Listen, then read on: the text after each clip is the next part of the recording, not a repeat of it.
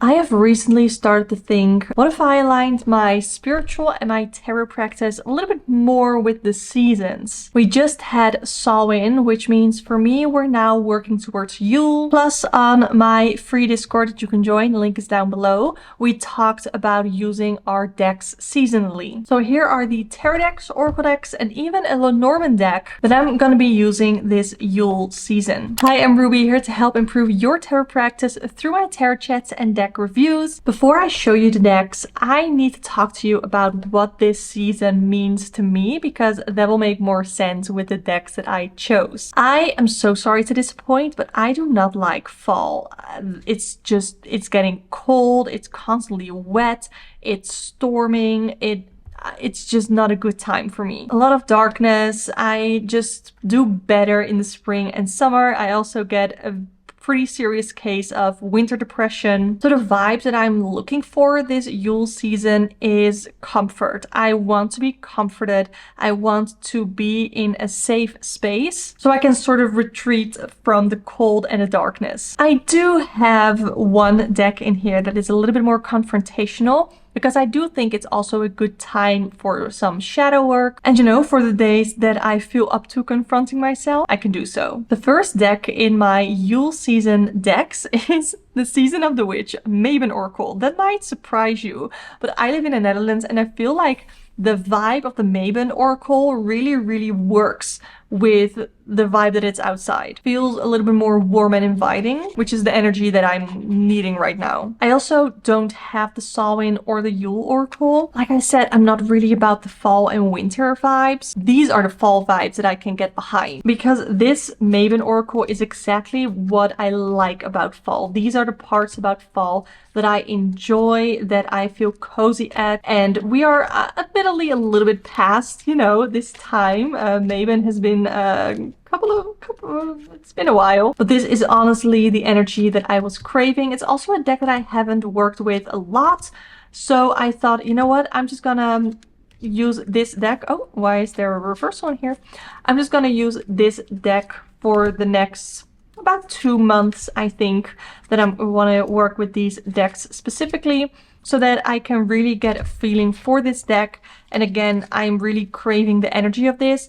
Let me know if you have the Samhain and Yule Oracles right now. They're kind of affordable on Amazon, so I might want to pick those up, but I don't know if I did miss some like spooky decks, you know, in October. I really did feel a little bit of the spooky vibes, but I didn't have a deck to sort of reflect that. So maybe the Samhain one. I don't know. But then also I love Christmas time, because that is so cozy to me as well. So maybe the Yule one. I don't know. Let me know. This is the deck I talked about that can confront me these next 2 months. And this is the Deep, Dark, and Dangerous Oracle by Stacey DeMarco, published by Rockpool.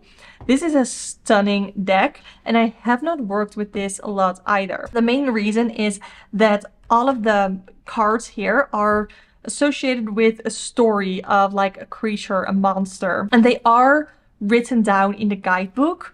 But look at this guidebook. The background, I don't know if you can even see it that well on camera, but there's like a snake skin background, which has made it very hard for me to actually read the letters. I think the background pattern should have been a lot lighter. It's been really hard for me to actually read this. But every card is associated with a monster, with a creature, with a story. And I don't know, I like the idea of like myths and learning about that, and especially it being connected to divination. I don't know, it's just something that I really enjoy. And this is another deck that I haven't used a lot.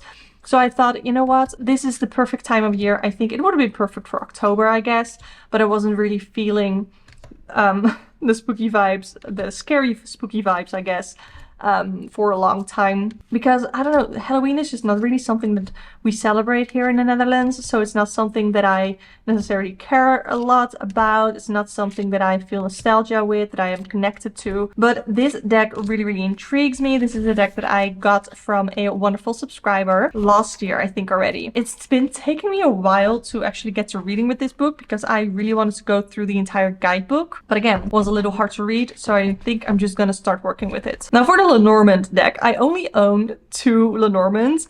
I have the, what is it called? The Dreaming Way Lenormand, and I have the Green Glyphs Lenormand. This is the first edition, and out of the 2, this one has the most fall vibes. But I want to do more Lenormand readings. I've done like 1 or 2 Lenormand readings in the past that were extremely spot on. So I want to get to working with this system a little bit more. Of course, we know Lenormand doesn't have as many cards as Tarot, and these images are very simplistic, but I like them.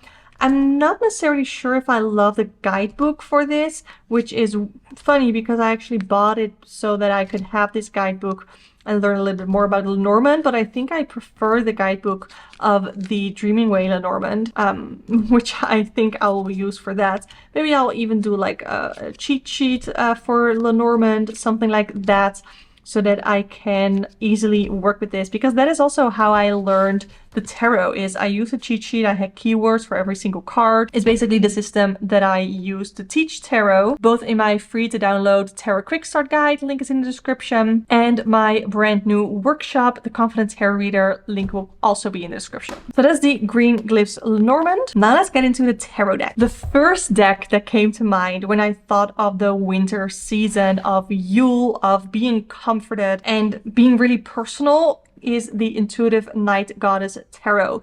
This is a deck that knows me extremely well. This is another one that I got gifted by a subscriber. And this is a deck that I only use for myself. But look at the backs. They're black with, I guess, stars. I edged the sides black. And then there's a lot of black in the images as well. And there's just something so magical about this deck. And I think that it works really well for this Yule season. I love this deck so much. I have talked about this before. I don't think I talk about it enough because it really is one of my favorite decks for personal readings, for just me, myself, and I think that is what I'm really craving. I really haven't been doing too many readings for myself, been doing a lot of readings for other people. But now that I have a new like Book of Shadows that I am not worried about actually messing up, because my previous Book of Shadows, I was really scared of like messing them up because I did like pretty pages in them and I wanted to be like sort of a grimoire thing to really flip through and have only super valuable information in there. But now it's just gonna be sort of a commonplace notebook, just for notes of readings and all of that. And I really look forward to using the Intuitive Night Goddess Tarot for a lot of my personal readings. The deck that I almost added to the stack was my Harry Potter deck. I have the Little Wizards Tarot because we're actually rewatching Harry Potter right now, and I feel like it's such a cozy, comfortable movie for me to watch. But then I put it against my Afro Avatar Tarot, and I just felt like this gave me a little bit more of the wintry vibes, I think. So I went with this one instead. I might add the Little Wizards Tarot anyway, I'm not sure. But this is my Avatar The Last Airbender fandom deck, I guess. It is very glossy. It's very like plasticky. I have nothing like this, but this, yeah, it's based on Avatar: The Last Airbender. There are also some original characters, but I am so excited to get to working with this deck more, because this is also one of my comfort decks. Look at that. I always get so happy when this card shows up, and whenever I show it on camera, this card shows up and I just have to stand still with it a little bit. I really enjoy this deck, and I'm super excited to get to working with this. It's also a deck that I haven't really used a lot in my practice for myself, just because, I don't know, it's a fandom deck. I did an entire deck study on it. I have an entire cheat sheet specifically for this deck. I did an entire video on my deck study as well, so really excited to get to working with this. I think that's the 3rd time I said that. And the only thing that was missing from this lineup was a modern deck. I wanted a modern tarot deck to, first of all, use in my client readings, but also in my political tarot readings that I do on my new podcast, Reading on Headlines, link was in the description, but also just for readings for myself, you know, or for people in real life. So this is the deck that I chose, the Sasarai Beto Tarot. I used this on a gig as well. I had a tarot gig at a semi-local tattoo shop on their Halloween flash day, and I mainly used the Lightyear Tarot and the Sesarabito Tarot, and I just always am so blown away by the readings from this deck. It is absolutely stunning. I love the art style. I feel so incredibly connected to these images. I also love cards that have black borders. I don't know, I love them over white borders. I think it's like the dark mode of tarot. I have my dark mode always on both of my phone, my iPad, and my iMac. I have dark mode on because it just is way easier on my eyes. I love it.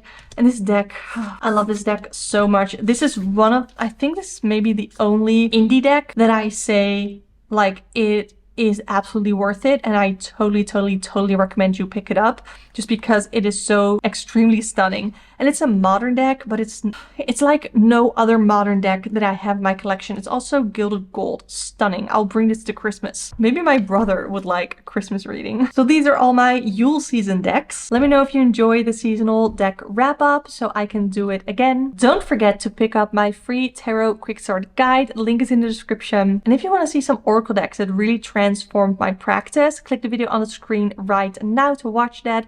Thank you so much for watching, and I hope to see you next time. Bye!